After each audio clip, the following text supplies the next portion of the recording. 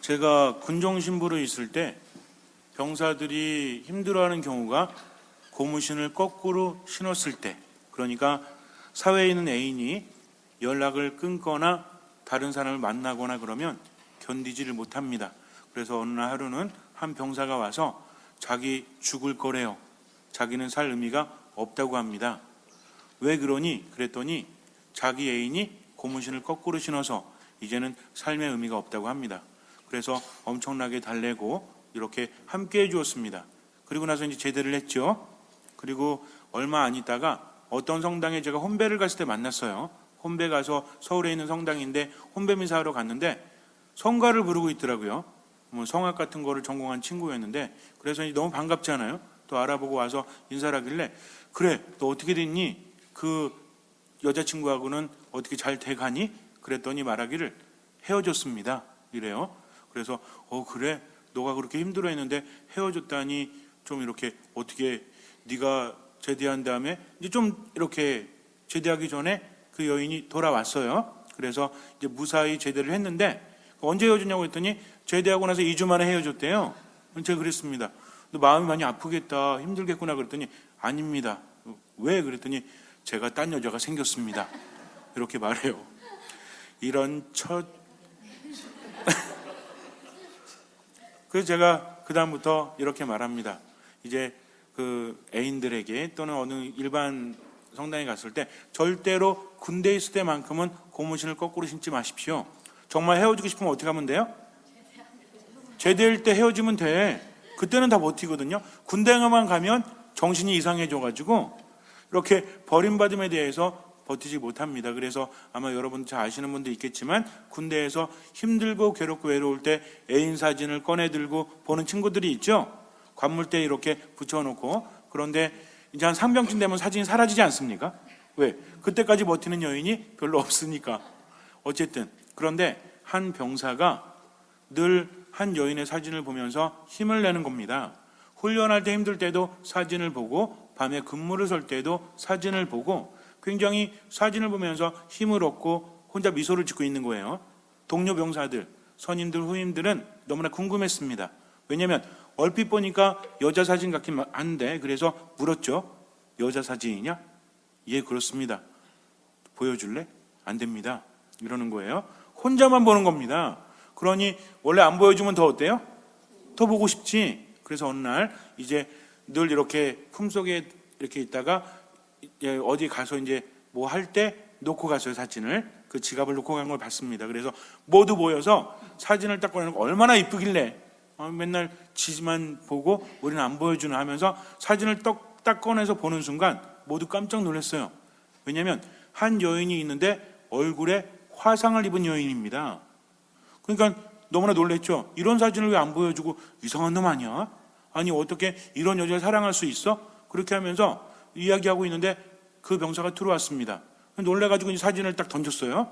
바닥에 떨어졌습니다. 그랬더니 병사가 달려오더니 사진을 줬더니 막 우는 거예요. 그래서 야 미안해. 그 뭐 아무리 애인 사진이라지만 좀 야 우리 깜짝 놀랐어. 뭐 여자 얼굴이냐 그게? 너 정신 차려 임마. 네 인생 어떡하려고 그래? 그랬더니 말하기를 이 여인은 세상에서 가장 아름다운 여인입니다. 왜냐하면 이 여인 때문에 내가 살았기 때문입니다. 이 여인은 나의 어머니입니다. 이렇게 말을 해요. 엄마 사진 중에서 유일하게 가지고 있는 사진이라고 합니다. 어릴 때 불이 났는데 엄마가 이 아이를 안고 나오는 바람에 화상을 입었고 아이는 무쇠했다는 거죠. 그러니까 그 아이가 이제 청년이 되어서 군대 갔을 때 그 아이는 세상에서 가장 사랑하는 여인, 흉측하게 얼굴이 화상으로 일그러졌지만 그래도 그 군인에게는 가장 아름다운 사진이었습니다. 왜냐하면 늘 정겨운, 너무나 고마운, 너무나 사랑스러운 어머니였기 때문이죠. 똑같은 사진을 봐도 느낌이 다릅니다. 이것은 무엇 때문입니까? 관계 때문이라는 거죠.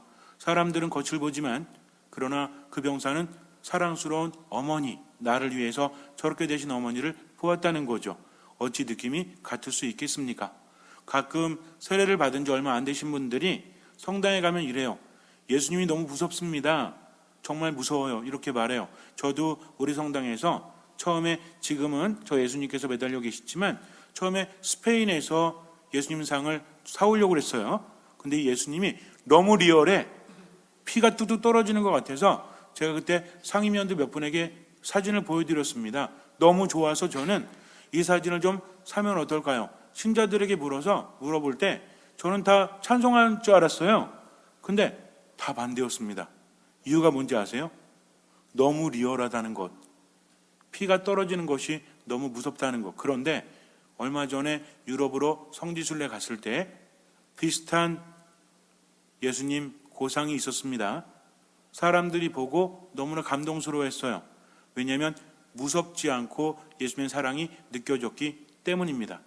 믿음이 없는 사람에게는 그 리얼한 모습이 흉측하게 보일지 몰라요.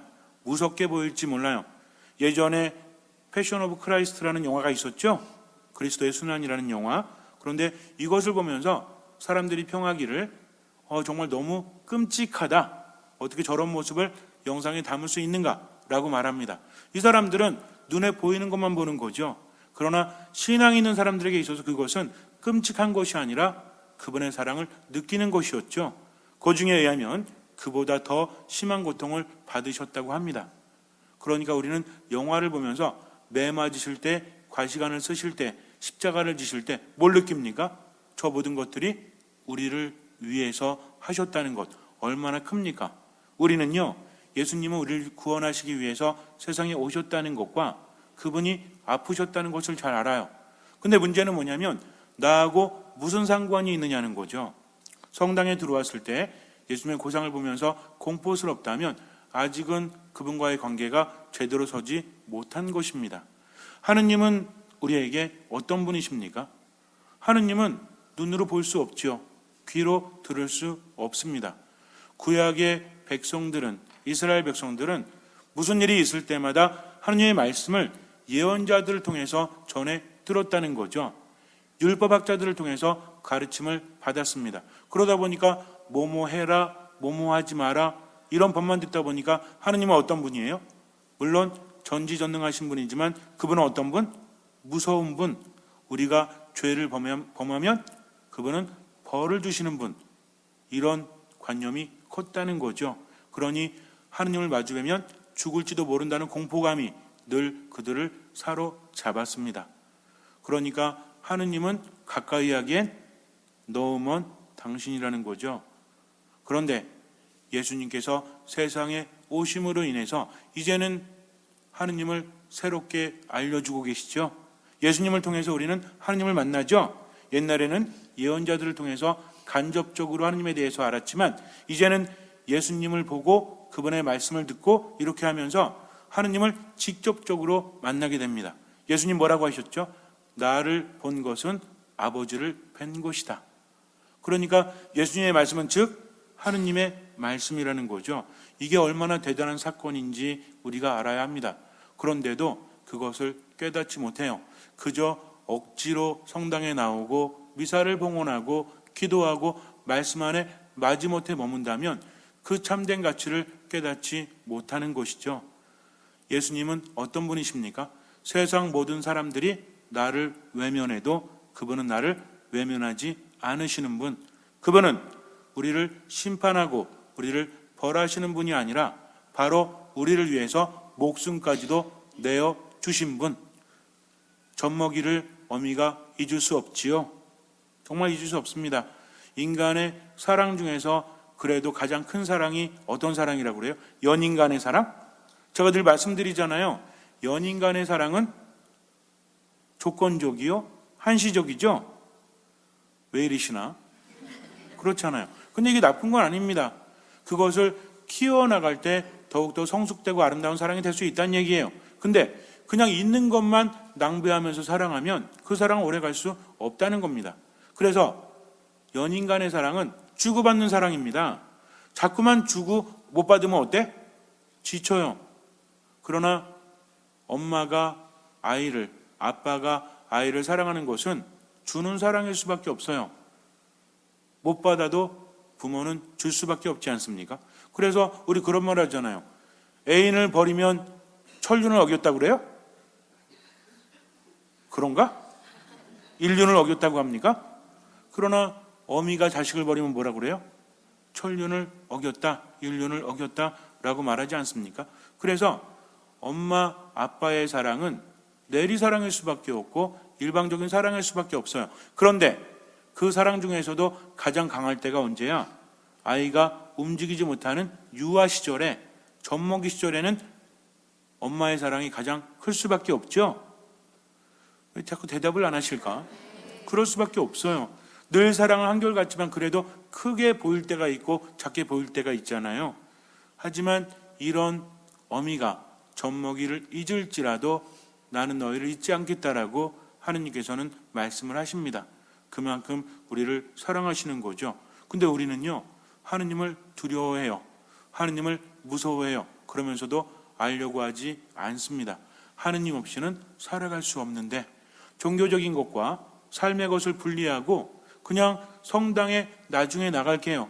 그래 나중에 열심히 할게요 하면서 삶과는 무관하게 바라보니 얼마나 안타까운지 모릅니다. 그렇지 않습니다. 하느님 안에 머물지 못하면 삶 안에서도 머물 수 없다는 거죠. 그런데 우리는 누굴 통해서 하느님 알 수 있죠? 예수님을 통해서 알 수 있어요. 그래서 말씀 안에 머무르라는 겁니다. 말씀은, 성경 말씀은요, 단순한 정보를 주는 게 아닙니다. 성경 말씀 무엇을 줍니까? 체험을 준다는 거죠. 체험을 주는 것은 단순한 책이 아니라 살아있는 말씀이기 때문에 그래요. 그냥 성경을 읽고 정보를 아는 것이 아니라 성경을 통해서 만남이 이루어진다는 거죠. 성경의 이야기는 우리들의 이야기입니다.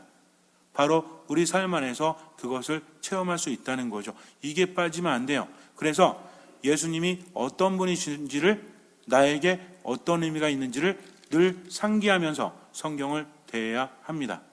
나병 환자 한 사람이 있습니다. 이 사람은 어떤 사람이에요? 우리나라에서도 옛날에 나병 그러면 문둥병이라고 했죠. 그래서 격리되고 아주 힘든 삶을 살아가지 않습니까? 돈이 아무리 많아도, 권력이 아무리 높아도, 능력이 아무리 대단해도 나병에 걸리는 순간부터는 사형 선고를 받은 거죠. 그래서 천형이라고 하죠. 하늘이 내린 형벌입니다. 얼마나 힘든지 몰라요. 그래도 다른 병이라면, 죽을 병이라고 할지라도 간호라도 받을 수 있지, 나병은 그럴 수도 없어요.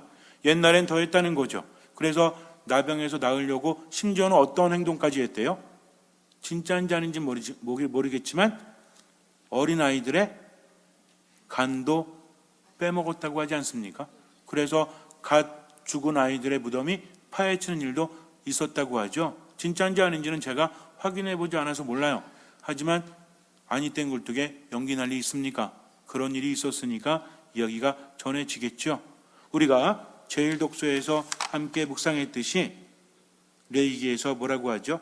악성 피부병이 나타나면 부정한 사람이다. 그는 나을 때까지 부정한 사람이므로 어떻게 해야 되죠? 옷을 찢어 입고 머리를 풉니다. 그리고 콧수염을 가리고 부정한 사람이요, 부정한 사람이요 하고 외치죠. 병이 남아있는 한 그는 부정하다. 그리고 그는 진영 밖에 자리를 잡고 혼자 살아야 한다. 바로 이것입니다. 그래서 나병 환자는 혼자 살았어요. 그때 당시만 해도 실제로 한센병뿐만이 아니라 악성 피부병은 다 나병으로 취급받았죠. 왜냐하면 피부병이라는 것은 옮기기 때문에, 그래서 우선은 전염될 위험이 있고 부정하기 때문에 사람들 사이에 살아갈 수 없다는 겁니다. 분리된다는 것이 얼마나 힘든지 몰라요. 가끔 이런 분들이 있죠. 나는 혼자 사는 게 좋아. 그러니까 혼자 살래. 이거는 혼자 먹고 자고 하는 거지 사람들과 함께 살아가지 않는 건 아니잖아요. 그러나 나병 환자는 아예 함께 할 수 없고 사람들 사이에 나타나면 뭐 맞아야 돼요? 돌에 맞아 죽습니다. 그것이 율법이었다는 거죠. 처음에 나병에 걸렸을 때 이제 가족들을 가끔 만나기도 하겠죠. 정해진 곳에서 가까이 볼 수는 없습니다. 그러니까 가족들이 뭐라고 할까요? 조금만 더 기다려. 우리가 용한 의사를 찾고 있어. 나병에 걸린 사람 중에 나은 사람이 있었을까요? 없었을까요? 있었겠죠. 왜? 제가 뭐라고 했죠? 모든 피부 악성 질환은 다 뭘로 취급했다? 나병으로 취급했다는 거죠. 나병은 고칠 수 없지만 다른 악성 피부병은 고칠 수도 있죠. 그러니까 다른 사람 고쳤다라고 하면 희망을 가져야 안 가져요? 갖습니다. 그래서 그 사람을 모셔다가 진찰도 하게 하고 약도 짓죠. 근데 문제는 뭔지 아십니까? 희망이 있다가 그 희망이 꺾이면 어떻게 돼요? 절망으로 변하게 되죠. 돈도 쓰고 시간이 지나면서 절망은 더 짙어집니다. 한 사람 한 사람 만나볼수록 오히려 절망은 더 깊어졌다는 거죠. 그러다 보니까 어때요? 나중에는 필요 없어, 이러다가 죽을래 하면서 없는 말도 합니다. 그리고 점점 삶의 희망은 사라져요. 하루하루 살아가는 것이 아니라 하루하루 죽어갑니다. 어쩌면요, 우리도 그래요.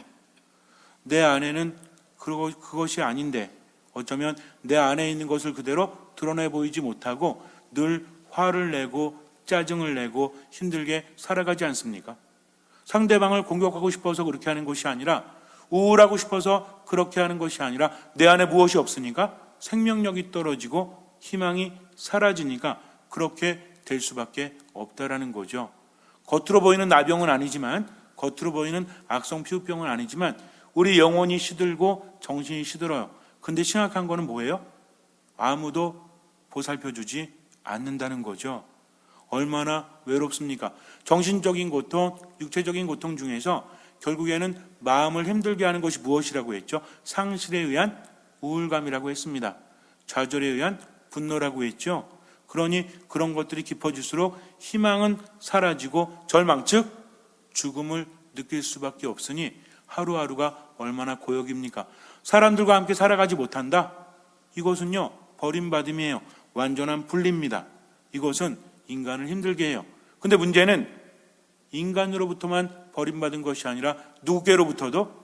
하느님께로부터도. 그러니까 살아있을 때도 희망이 없고 죽어도 희망이 없는 겁니다. 얼마나 비참해요.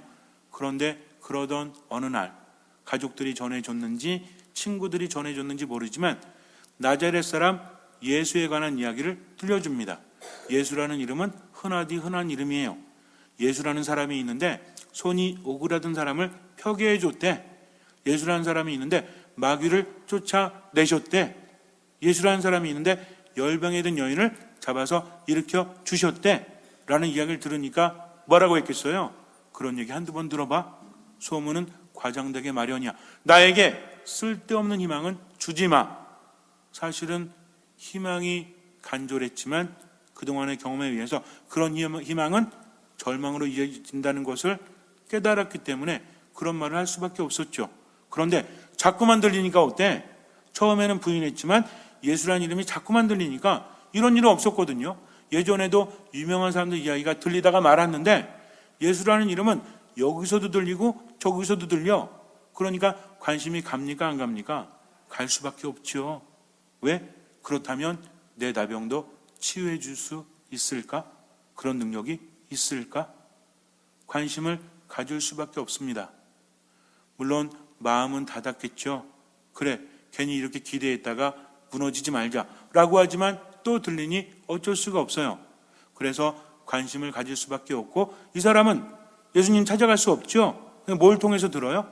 말씀을 전해 들을 수밖에 없습니다. 처음에는 내 나병이 어떻게 하면 나을 수 있을까? 그분은 능력이 있을까? 여기에 주목했겠지만 말씀을 들으면서 점점 변화됨을 느낍니다. 그분의 말씀이 살아있는 말씀으로 나에게 위로를 주고 나에게 힘을 준다는 것을 느끼죠. 그러니까 이제는 바뀌어요. 그래, 내가 치유받지 못해도 그분 보고 싶다. 영혼이 갈망합니다. 어쩔 수 없는 거죠.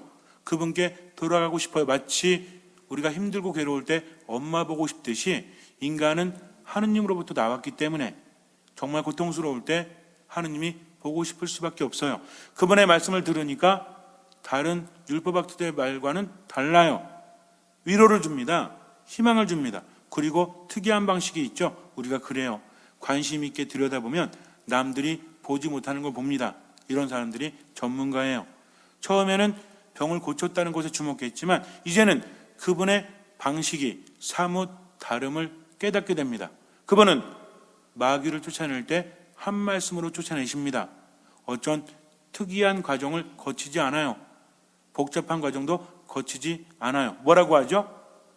조용히 하고 그 사람에게서 썩 나가라. 그러니까 사탄이 나갔죠. 또 열병에 걸린 시몬의 장모는 어떻게 고쳐주시죠? 손을 잡아 일으키시니까 열이 가시고 그녀가 시종을 들기 시작을 합니다. 이런 이야기가 들려요. 심지어는 죽은 사람도 살려요. 또 하여라는 여인이 예수님께 치유를 받지 않습니까? 이런 비슷한 사건들이 한두 개였겠습니까?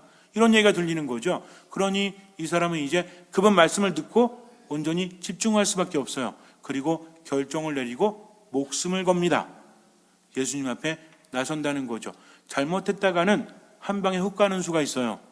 왜냐하면 사람들 앞에 나서면 돌에 맞아 죽으니까. 그러나 걱정하지 않습니다. 왜? 그분 말씀을 듣지 않으면 더 이상 사는 것이 의미가 없으니까. 그래서 기회를 틈탔다가 예수님 계신데 가리지 않고 나타나죠. 그리고 어떻게 합니까? 무릎을 꿇습니다. 사람들은 당황했어요. 나병 환자가 뛰어나오니까. 옷은 찢어져 있죠. 머리는 산발해 있죠. 그렇게 해야 되니까, 멀리서 알아봐야 되니까. 근데 이 사람이 너무 가까이 오니까 어때? 당황스러운 거야. 이 돌을 쳐야 돼 말아야 돼 이러고 있는데 그가 어떻게 합니까? 무릎을 꿇어버리죠. 자 보세요. 서 있어도 돌에 맞기 쉬운데 무릎을 꿇었다는 건 뭐야? 죽으려고 환장한 거죠. 그러나 그 사람은 두려운 것이 아니라 예수님에 대한 열정으로 바라봅니다. 그리고 뭐라고 합니까?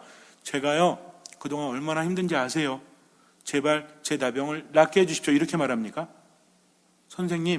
선생님은 하고자만 하시면 저를 깨끗하게 하실 수 있으십니다. 이 말 한마디예요. 이것은요 모든 것을 신뢰한다는 거죠. 당신에게는 모든 것이 가능합니다라는 믿음을 보여주는 거죠. 그런데 어떻게 말했죠? 서서 말했어요? 앉아서 말했어요? 누워서 말했어요? 무릎 꿇고 말했어요? 무릎을 꿇는다는 것은 무엇입니까? 겸손의 표시라는 거죠. 당신이 고쳐주시든 고쳐주지 않으시든 저는 모든 것을 맡깁니다. 제가 이렇게 나왔으니 저는 돌에 맞아 죽을 수밖에 없어요. 그런데 당신이 하고자 하시면 저를 깨끗하게 하실 수 있으십니다. 모든 것은 당신에게 달렸습니다. 라고 고백하고 제가 할 수 있는 것은 여기가 최선입니다. 하면서 처분을 기다리는 거죠. 이런 걸 뭐라고 합니까? 이게 겸손인 겁니다. 그랬더니 예수님께서 뭐라고 하시죠? 아니 이런 부정한 자가 어디 나타났어? 썩 꺼지지 못해? 이러십니까? 그러면 그래 깨끗하게 되라 이러십니까? 예수님이 어떻게 말씀하시는지 보세요. 내가 하고자 하니 깨끗하게 되어라. 느낌이 안 오십니까? 나병 환자가 스승님은 하고자 하시면 깨끗하게 하실 수 있으십니다. 그랬더니 그 말을 그대로 받아서 말씀해 주십니다. 그리고 어떤 행동을 하시죠? 그에게 손을 대십니다. 가족도 건드릴 수 없어요. 사랑하는데 볼 수 없어요. 사랑하는데 만질 수 없어요. 사랑하는데 함께 할 수 없어요. 얼마나 외롭고 얼마나 그립고 얼마나 슬펐겠습니까? 아무도 나를 만져주지 않아요. 그런데 누가 만지세요? 예수님께서 만지시죠. 원래 보통 사람이 부정한 사람을 만지면 그 사람도 부정하게 되죠. 그런데 예수님께서 만지는 순간 예수님이 부정해진 것이 아니라 그의 몸이 깨끗해집니다. 기적이 일어났다는 거죠. 육신만 살리는 기적이 아니라 하느님을 만났을 때 영혼도 구원을 받는 기적이 지금 일어나고 있습니다. 얼마나 아름답습니까? 내가 하고자 하니 깨끗하게 되어라.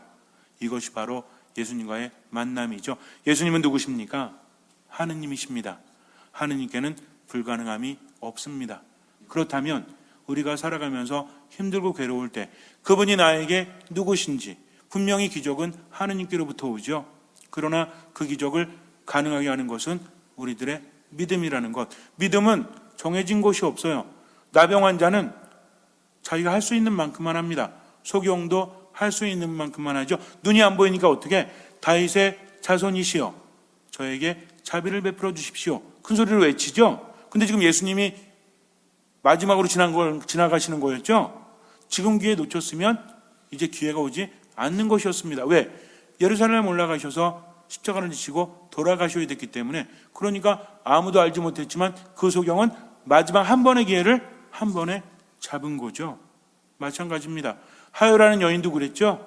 12년 동안 하혈하다가 너무나 힘들었는데 내가 저분의 옷자락에 손을 대면 구원을 받겠지 라고 생각하고 만졌더니 치유가 이루어지지 않습니까? 자, 그렇다면 보세요.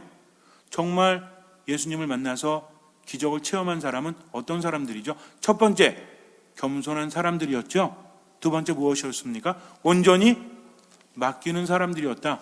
그리고 최선을 다했다는 거죠. 그러면 나머지는 주님께서 이루어 주십니다. 예수님은요, 하느님이 어떤 분이신지 우리에게 알려주신 거죠.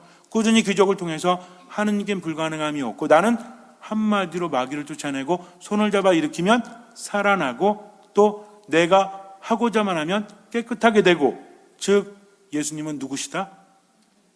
불가능함이 없는 하느님이시다. 그런데 우리에게 뭐라고 하십니까? 너의 믿음이 너를 구원하였다. 그분이 하느님을 보여주시면서 우리에게 알리고자 하는 것에 대해서 깨닫지 못하면 우리 삶은 달라지지 않아요. 예수님은 끊임없이 뭘 요구하십니까? 믿음을 요구하신다는 거죠. 믿음이 있어야만 기적이 일어나기 때문입니다. 이 믿음은 무엇입니까? 여러 가지 있겠지만 오늘 묵상한 바로는 겸손하게 모든 것을 신뢰하고 최선을 다하는 거죠. 때로는 경제적인 어려움에, 육체적인 어려움에, 정신적인 고통이 힘들 때도 있어요. 아무리 외쳐도 하느님 응답하지 않으심을 느낄 때가 있습니다. 그러나 우리는 언제까지 포기하지 않아요? 죽을 때까지 포기하지 않는 거죠. 그분을 신뢰했다면 뒤를 돌아보지 마세요. 그저 미사, 말씀, 기도 안에 머물면서 나머지 최선 다하면 나머지는 그분께서 채워주십니다. 조금 하고 응답 없다고 하느님 멀리하고, 조금 하고 뭔가 이루어지지 않는다고 하느님 안에 머물지 못한다면 애초에 믿음이 없었던 거죠. 그러니 삶이 힘들고 괴로워도 누구만 바라봅니까? 예수 그리스도만 바라보고 희망을 갖는다면 절대로 기적은 일어날 수밖에 없습니다.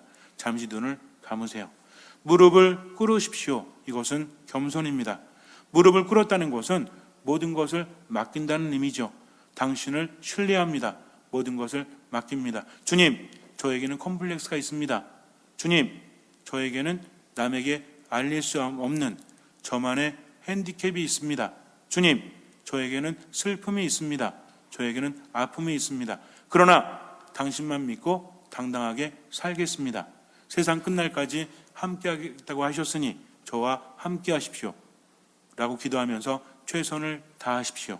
주님께서는 그 믿음을 보시고 우리 삶에 놀라운 기적을 일으켜 주실 것입니다. 아멘.